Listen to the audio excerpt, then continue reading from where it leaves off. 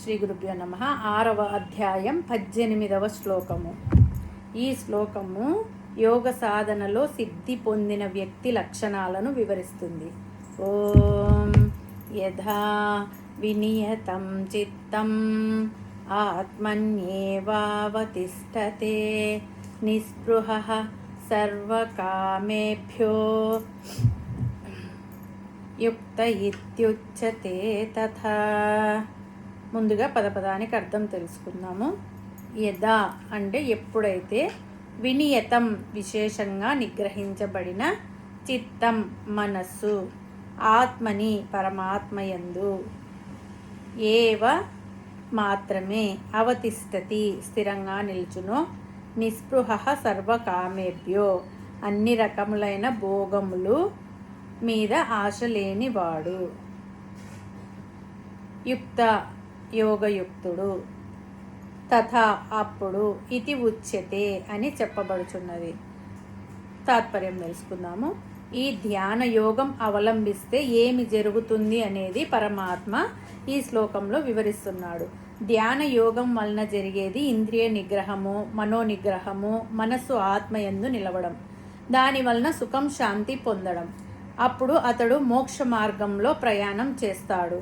సర్వకామ్యేభ్యో నిస్పృహ అంటే అన్ని కోరికల యందు స్పృహ లేకుండా ఉండడం, అంటే ఒక రకంగా వైరాగ్యం కలిగి ఉండడం. ఇది సాధిస్తే గాని యోగ సిద్ధిని పొందలేడు. కోరికలు అంటే ఏవో 1-2 వదిలిపెట్టి నాకు వైరాగ్యం కలిగింది అంటే కుదరదు. అన్ని కోరికలు ఒక్కటి కూడా మిగలకూడదు, అన్నింటినీ వదిలివేయాలి అంటే సంపూర్ణ వైరాగ్యం కలగాలి. కోరికలు మనస్సు నిండుగా ఉంటే మనస్సు చంచలంగా ఉంటుంది, అటు ఇటు పరిగెడుతుంది, ధ్యానం కుదరదు. అసలు కోరికలు లేకపోతే మనస్సు నిర్మలంగా ఉంటుంది. ఏది దొరికితే ఇంకా దొరకవలసింది ఏమి ఉండదో అదే దొరుకుతుంది.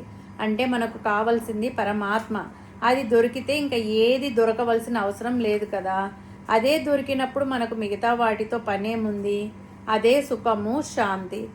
అలా అన్ని కోరికలను మనస్సులో నుండి తీసివేస్తే జరిగే పరిణామము వినియతం చిత్తం. అంటే చిత్తం మనం చెప్పినట్టు వింటుంది, అటు ఇటు పోదు, చంచలంగా ఉండదు. దీని వలన కలిగే మార్పు ఏమిటంటే ఆత్మని ఏవ అవతిష్టతే అంటే మనస్సు ఆత్మలో స్థిరంగా ఉంటుంది.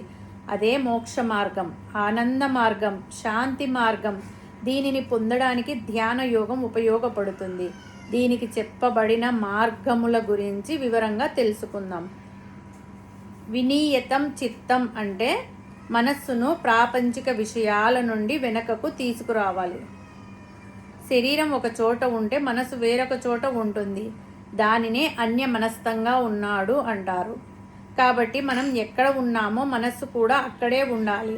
మనస్సు మన ఆధీనంలో ఉండాలి.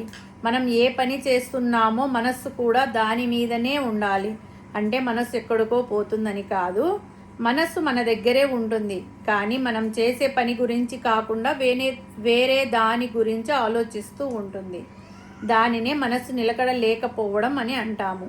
అంటే మనస్సు మనం ఏమి పని చేస్తున్నామో దాని గురించి తప్ప మరొక దాని గురించి ఆలోచించకూడదు. ఉదాహరణకు మనం ధ్యానానికి కూర్చుంటాం, మనస్సు కూడా ధ్యానం మీదనే ఉండాలి, వేరే చోట ఉండకూడదు, వేరే ఆలోచనలు రాకూడదు.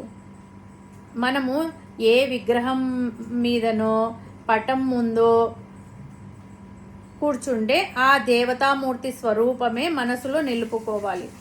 ఒక మాటలో చెప్పాలంటే మనం ధ్యానం చేసే ఆ కాసేపైనా మన మనస్సులో దేవుని గురించి తప్ప వేరే ఆలోచన అంటే ప్రాపంచిక విషయాలు కానీ కుటుంబ విషయాలు కానీ వేరే ఏవి మనసులో ఉండకూడదు. దానినే మనోనిగ్రహం అంటారు. ఈ మనోనిగ్రహం కలగాలి అంటే ధ్యానం చేసే ఆ కాసేపు అన్ని రకాల కోరికల పట్ల స్పృహ ఉండకూడదు, ఆలోచన ఉండకూడదు. అప్పుడు ఏం జరుగుతుంది అంటే మన మనస్సు ఆత్మలో నిలకడగా నిలిచి ఉంటుంది.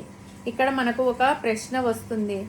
మనస్సు అనేది ఒక వస్తువు కాదు, దానికి రూపం లేదు, ఆకారం లేదు. అలాగే ఆత్మ అనేది ఒక ప్రదేశం కాదు, ఆత్మ సర్వవ్యాపి. అటువంటప్పుడు మనస్సును ఆత్మలో ఉంచుకోవడం ఎలా సాధ్యం అనే సందేహం రావచ్చు. ఆత్మ అంతటా ఉంది కాబట్టి మనము మనస్సును ఏ కోరికలు లేకుండా నిర్మలంగా ఉంచుకుంటే అది ఆత్మలో స్థిరంగా ఉన్నట్టే లెక్క. అంతేకాని మనం మనస్సును ప్రత్యేకంగా ఆత్మలో ఉంచవలసిన అవసరం లేదు. ఈ ప్రకారంగా మనసుని నిర్మలంగా, నిశ్చలంగా, ఏ కోరికలు లేకుండా ఉంచుకోవడమే ధ్యానం అని అనవచ్చు. ఈ ధ్యానాన్ని ప్రతిరోజు సాధన చేస్తే మొదట్లో కష్టం అనిపించినా కొంతకాలానికి అది చాలా సులభం అవుతుంది.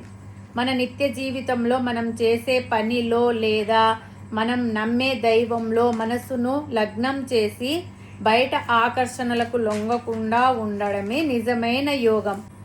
ఈ ప్రకారంగా సాధన చేస్తే మన స్థితి ఎలా ఉంటుంది అన్నదే పై శ్లోకంలో పరమాత్మ వివరించబోచున్నాడు. హరి ఓం తస్సత్.